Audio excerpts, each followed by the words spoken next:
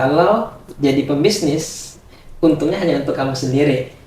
Tapi ketika jadi guru, akan banyak hal yang bisa kebermanfaatan untuk orang banyak.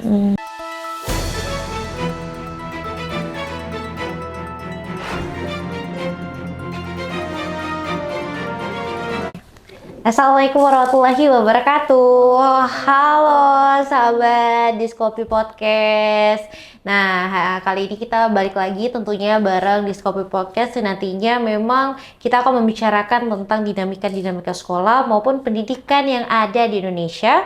Tentunya juga menghadirkan narasumber-narasumber yang memang kompeten di bidangnya dan tentunya memang mempunyai peran-peran penting nih di dunia pendidikan.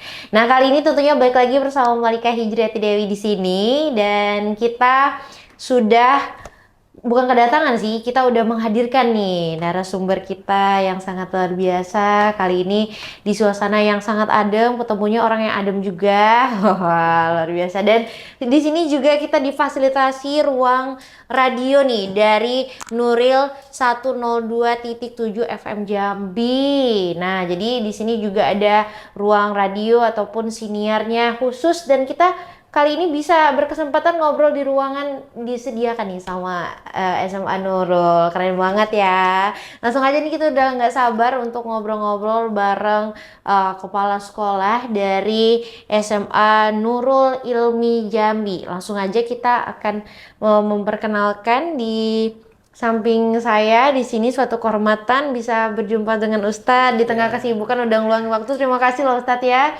Kita udah bersama dengan Ustadz Ahmad Nofriansyah SPD.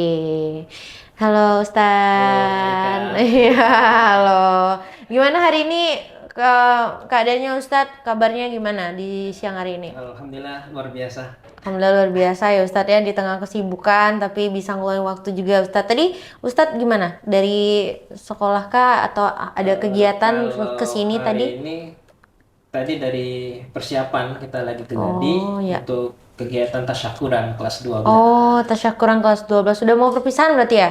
Atau Kalau kita nggak ada perpisahan. Oh, nggak ada ya? Kita adanya itu tasyakuran. Oh, tasyakuran. Wah. Karena nggak mungkin berpisah dengan sekolah kan. Betul. Terus tetap selalu diingat kemana mereka lahir pertama sekali. Oh, Masya Allah. Wah, di awal aja kita udah nemuin hal yang berbeda dan menarik loh dari SMA Nurul Ilmi Jambi ini ya. Kalau di sini nggak ada perpisahan ya, memang kita nggak berpisah, yang penting kita mensyukuri apa yang sudah kita selesaikan gitu ya seharusnya ya. Mereka bersyukur. Betul. Nah, ini keren nih, kita contoh nanti ya. Aku mau tasyakuran juga deh nanti udah tamat kuliah ya. Oke, kita langsung aja nih ngobrol bareng Ustadz. Panggilannya Ustadz siapa Ustadz? Ustadz Ahmad. Kita langsung aja nih mau tanya-tanya terkait tentang dinamika sekolah, terutama di SMA Nurul Ilmi ini kepada Ustadz. Dan untuk yang pertama kita mau tahu dulu nih awal jejak ataupun tapak tilas dari karir beliau yang saat ini alhamdulillah bisa di SMA Nurul Ilmi memberikan inovasi dan menyalurkan pemikirannya untuk bisa terus menciptakan kemajuan lah ya untuk SMA Nurul Ilmi. Boleh deh Ustadz diceritakan awal mula karir Ustadz di sini, silakan. Oke, baik. Ya.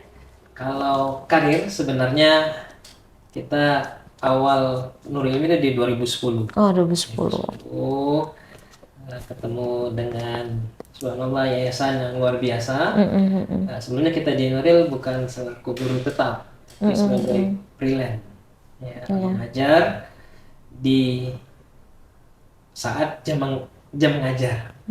Ngajarnya di jam kapasitas ngajar kita baru ngajar. Karena sebelumnya kita masih ada kegiatan di luar. Nah, selain dari guru, kita juga bagian dari bahasanya itu trainer. Iya. Karena kita ada lembaga pengembangan sumber daya manusia. Terus itu sibuk juga di entrepreneur. Selain dari mengajar. Sebelumnya kita ngajarnya itu di seni budaya. Bukan di pendidikan ekonomi, tapi mengajar seni budaya. Nah, kenapa yayasan milih seni budaya? Karena mereka ngelihat apa yang, kalau bahasa kita kan antum apa yang antum suka. Saya suka misalnya seni. Makanya dulu pas awal ngajar di Nurul ini ngajarnya seni budaya. Tapi ada juga ngajar ekonomi, pendidikan ekonomi ada sekali yang ada, tapi fokusnya itu di seni budaya, mulai dari tari, lukis, musik, itu diajarin. Tapi sebenarnya bukan jurusan itu, kita jurusan pendidikan ekonomi. Tapi yang seni budaya itu hobi dulunya, hobi menggambar, hobi melukis, hobi ya ngotak-ngatik. Iya gitu ya Ustadz ya, luar biasa. Dan juga beliau ini pernah menjadi gubernur FKIP pada tahun 2008 sampai dengan 2009 ternyata ya. Itu juga termasuk hal luar biasa loh Ustadz ya. Nah kalau ini kan tadi Ustadz juga pernah menjabat sebagai gubernur. Sebenarnya nggak jauh-jauh ya kalau kita lihat Ustadz di FKIP ya. Di ekonomi ya, tapi memang ranahnya adalah fakultas yang keguruan ilmu pendidikan, berarti nggak jauh-jauh dari pendidikan. Nah ini Ustadz kan memutuskan untuk bisa terjun langsung nih di dunia pendidikan, sekarang udah jadi kepala sekolah juga. Kira-kira apa sih yang membuat Ustadz itu bisa memilih menjadi salah satu insan yang membantu pendidikan tersebut? Apakah emang udah dari awal pengennya jadi guru, jadi akademisi, atau memang ngerasa seiring berjalannya waktu ngarahnya ke sini deh cocoknya gitu? Boleh silakan Ustadz. Pertama kita belajar dari Rasulullah. Rasulullah itu kan seorang guru, dan kita juga pengen nerapin apa yang Rasulullah ajarkan. Satu lagi, ada hal yang berbeda yang kita dapatkan ketika kita jadi guru. Kalau bahasa yayasan itu, kalau jadi pembisnis, untungnya hanya untuk kamu sendiri. Tapi ketika jadi guru, akan banyak hal yang bisa kebermanfaatan untuk orang banyak. Nah ini yang jadi perenungan kita pertama sekali, hanya memutuskan untuk menetap di Nurul Ilmi. Kalau ngejar dunia, ya dunia aja yang dapat, tapi ada keberkahan yang hilang. Padahal tujuan kita itu kan cari berkah. Satu lagi, ketika kita ngajarin satu huruf ke orang, dan kita kan mengalir terus sampai nanti kita meninggal kan. Itu yang Rasulullah ajarkan kan gitu. Ada 3 hal amal yang gak terputus.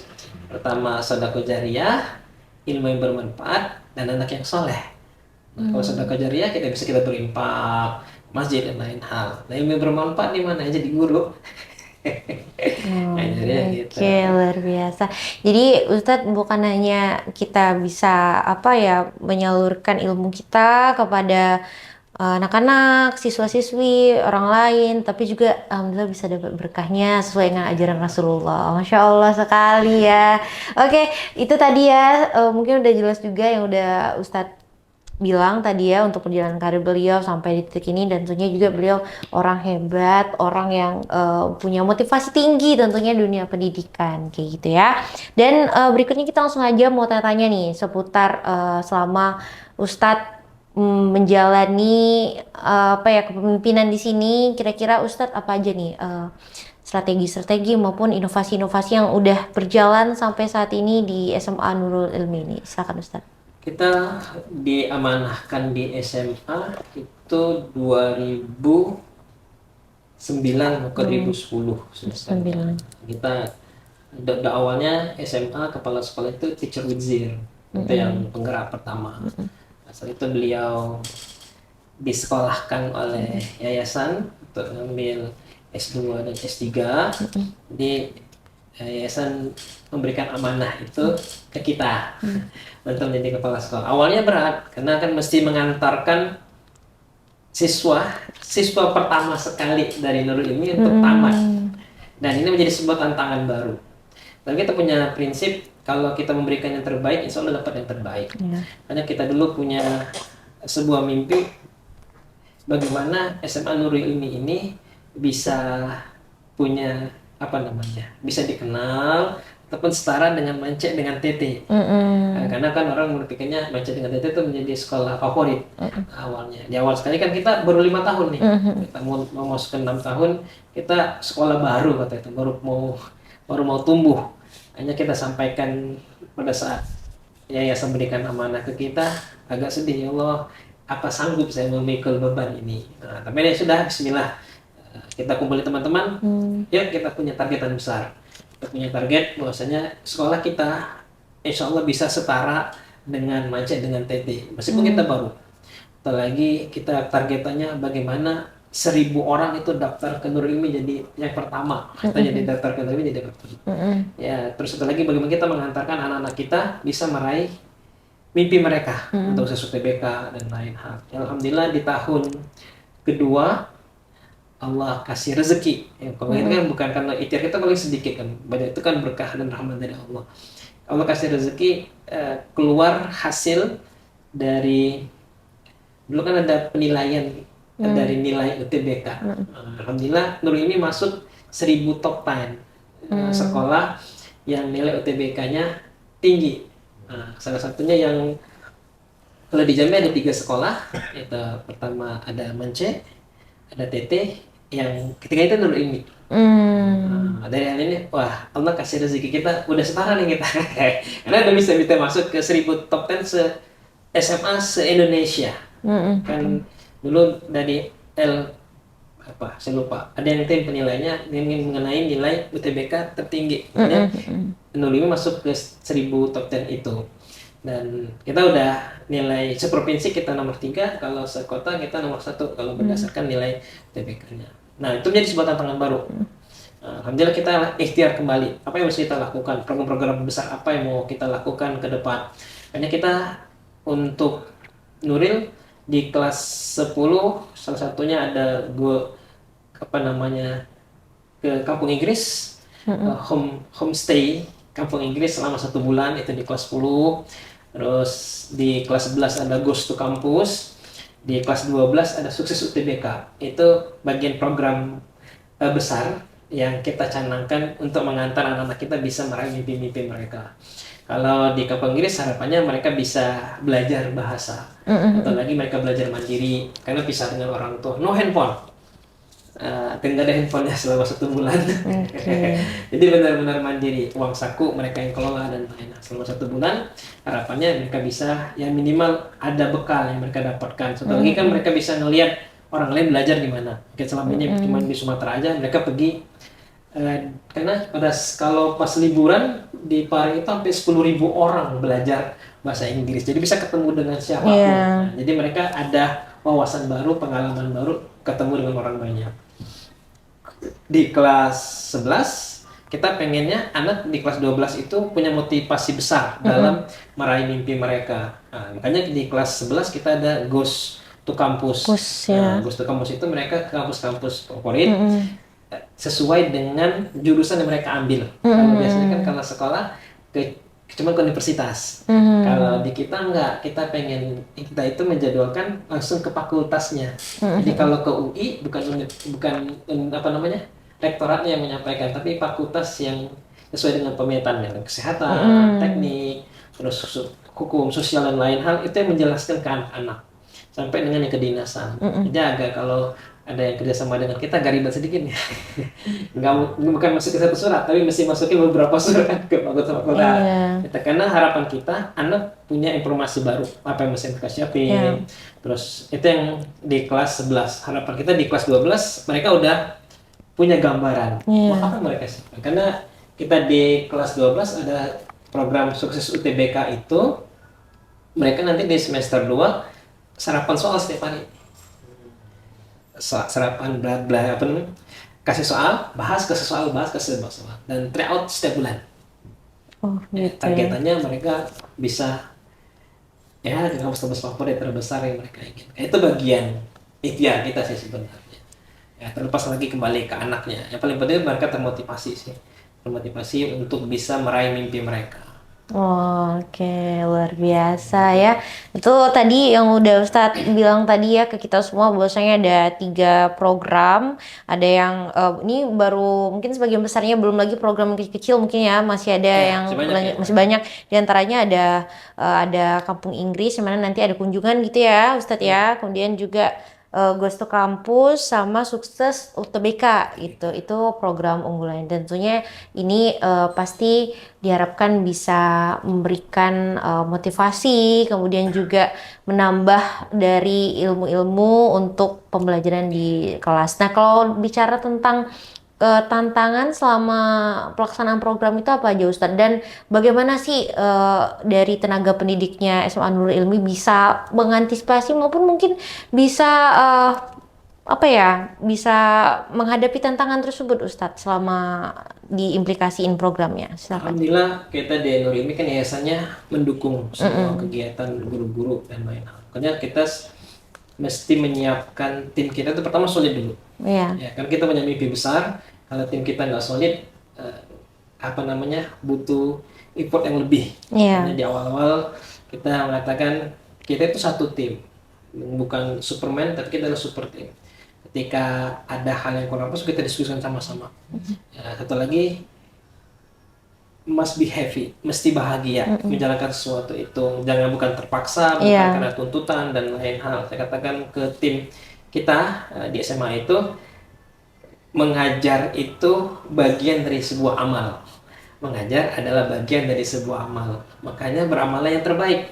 Bukan hanya karena uangnya, enggak. Rezeki itu sudah Allah tentuin, nggak akan ketukar. Tapi ketika kita berikan yang terbaik, insya Allah akan kasih yang terbaik.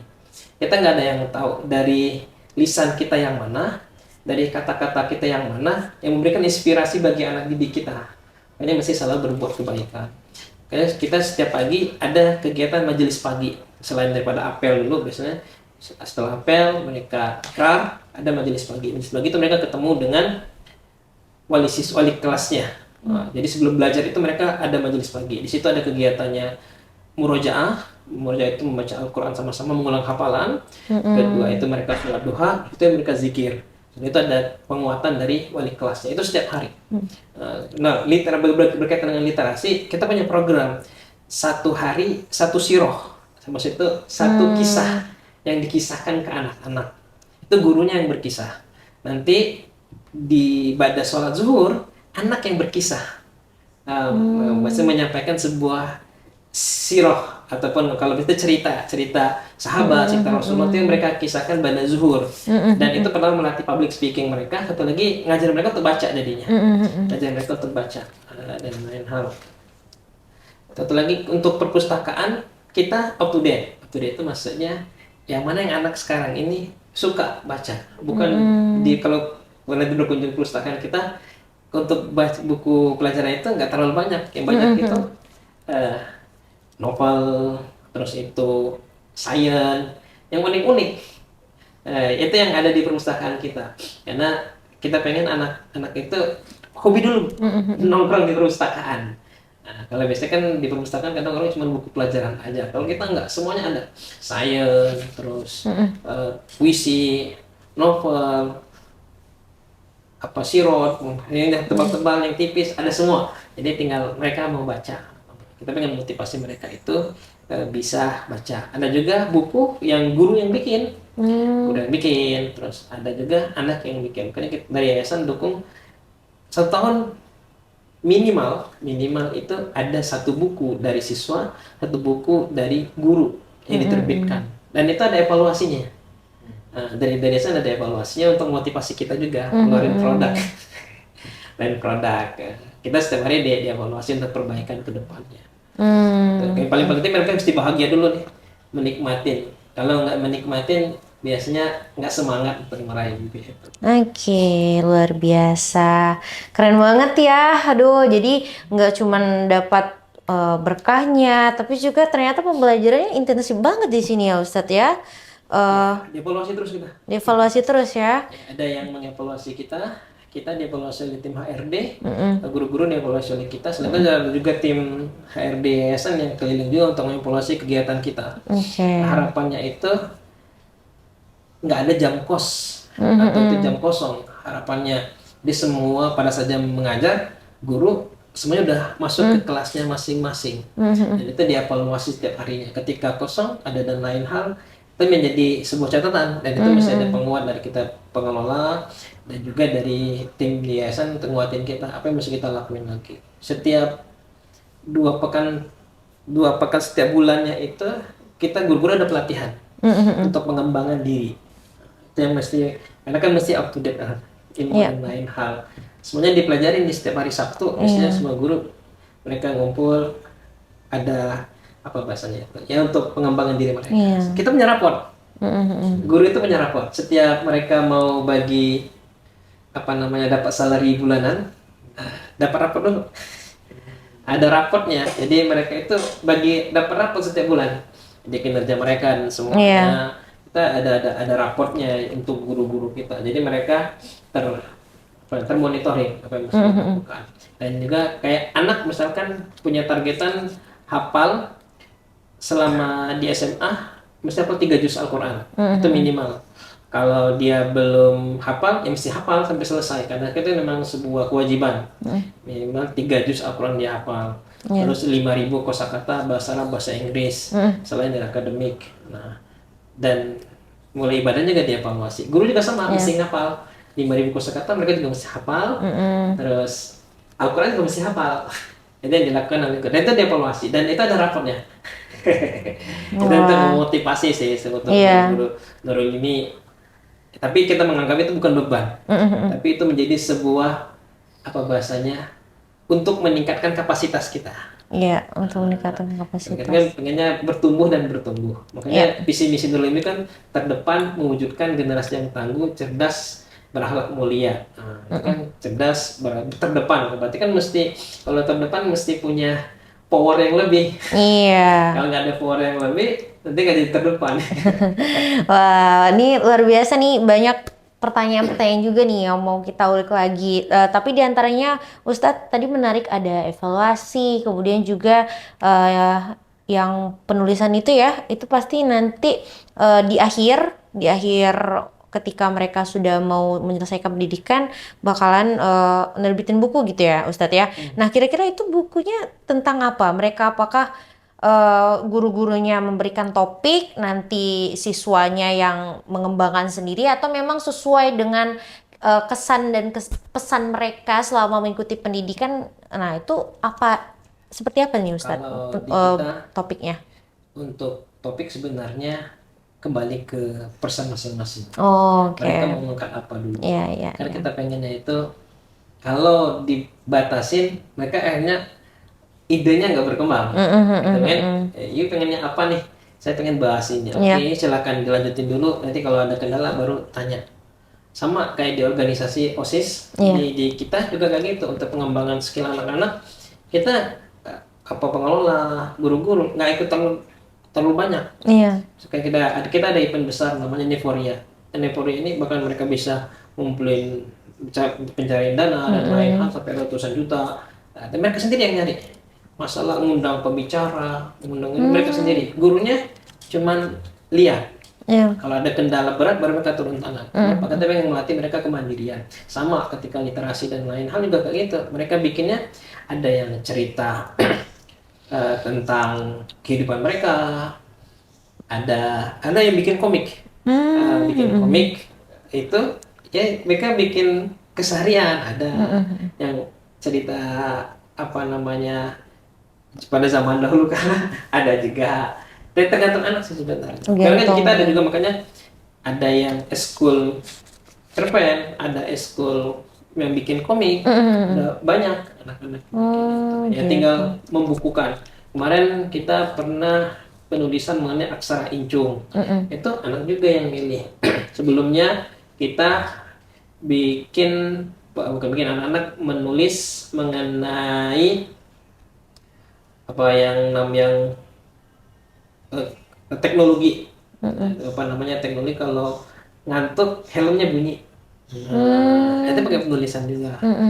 Sebelumnya mengenai penulisan tata boga, mereka bikin apa namanya kayak proposal produk, kegiatan penjualan bisnis. Itu juga di apa namanya banyak ide mereka dan mereka yang menentukan. Ada yang bikin karya tulis itu manfaat biji durian. Kalau untuk evaluasi kita selalu memberikan sebuah feedback positif kalau bahasa kita itu ke guru-guru. Kalau hari ini ada hal yang kurang pas, ya kita perbaiki sama-sama. Jangan menganggap ini sebuah apa untuk menjatuhkan lah. Kita menganggapnya bahasanya ini untuk perbaikan kita bersama. Kita pengen naik kelas. Dirangkul ya Ustaz ya berarti kita pengen naik kelas. Semakin besar tekanan, semakin tinggi nanti loncatannya. Betul. Nah, itu yang kita sampaikan ke guru-guru. Yang nggak jadi masalah, kalaupun ada masukan, nah itu kan untuk perbaikan diri kita. Nikmatin.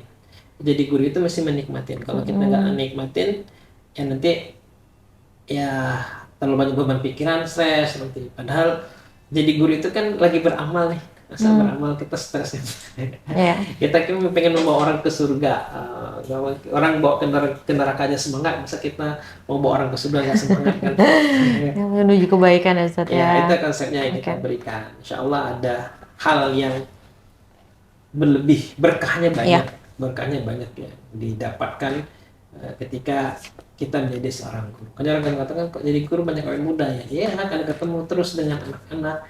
Kita selalu menikmatin itu prosesnya. Kalaupun nanti ada kendala dalam perjalanan, ini nama juga hidup, pasti ada kendala. Kalau nggak ada kendala berarti kita nggak hidup. Iya, betul. Kita kan bisa merasakan sakit itu kan kita hidup. Kalau nggak sakit lagi berarti udah mati. Udah mati, udah nggak ada rasa lagi ya. Ya, ini yang mesti kita tanamin ke guru-guru. Makanya kita mengatakan ke guru itu kita satu keluarga. Makanya kita kadang untuk mempererat itu, kadang kita juga ngundang keluarganya untuk datang ke sekolah, rame-rame kita kegiatan, kita kasih kado anaknya semuanya. Mereka merasakan ini keluarga. Yayasan kita Nur Ilmi itu untuk mempererat itu, mereka bahkan memberangkatkan guru dan keluarga itu jalan-jalan setiap 3 tahun sekali, biasanya guru dan keluarga free gratis, bahkan dikasih uang saku untuk jalan-jalan oleh yayasan.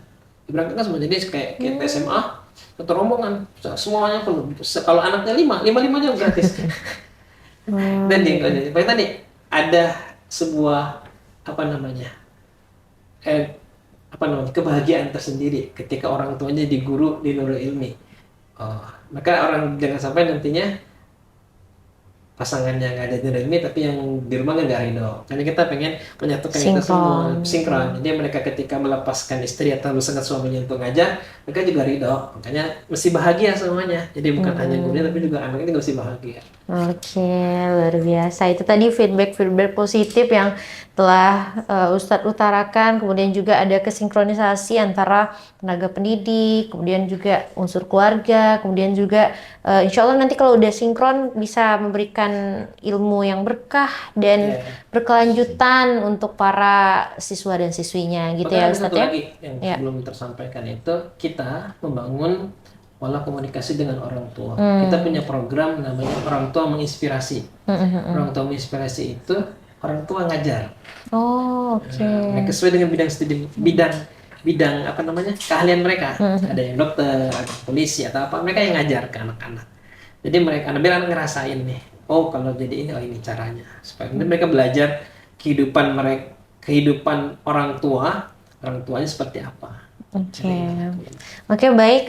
Itu tadi kita udah ngobrol sama Ustadz Ahmad, dan selanjutnya boleh sih sedikit Ustadz kira-kira diberikan kalimat motivasi harapannya, atau mungkin ada sedikit langkah strategis yang nanti bakal Ustadz lakukan ke depan untuk SMA Nurul Ilmi. Boleh silakan Ustadz untuk terakhir.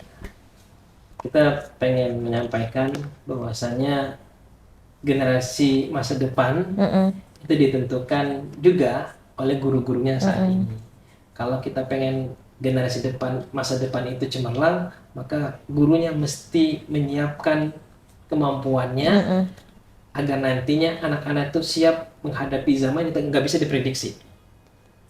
Kita kan nggak bisa memprediksi zaman, makanya kita mesti membuat anak-anak itu siap menghadapi zaman yang nggak bisa diprediksi, dan itu dimulai dari gurunya. Harapan ke depan untuk Nurul Ilmi juga, ayo kita berjuang bersama agar nantinya Nurul Ilmi bagian dari punya kontribusi untuk menjadikan bangsa ini jauh lebih baik ke depan dengan menciptakan generasi yang tangguh, cerdas dan berakhlak mulia. Oke, intinya generasi yang cerdas, tangguh, berakhlak mulia, dan tentunya jangan lupa juga selalu ingat kepada Allah Subhanahu wa taala. Amin. Insya Allah ya, berkah ilmunya Ustadz ya.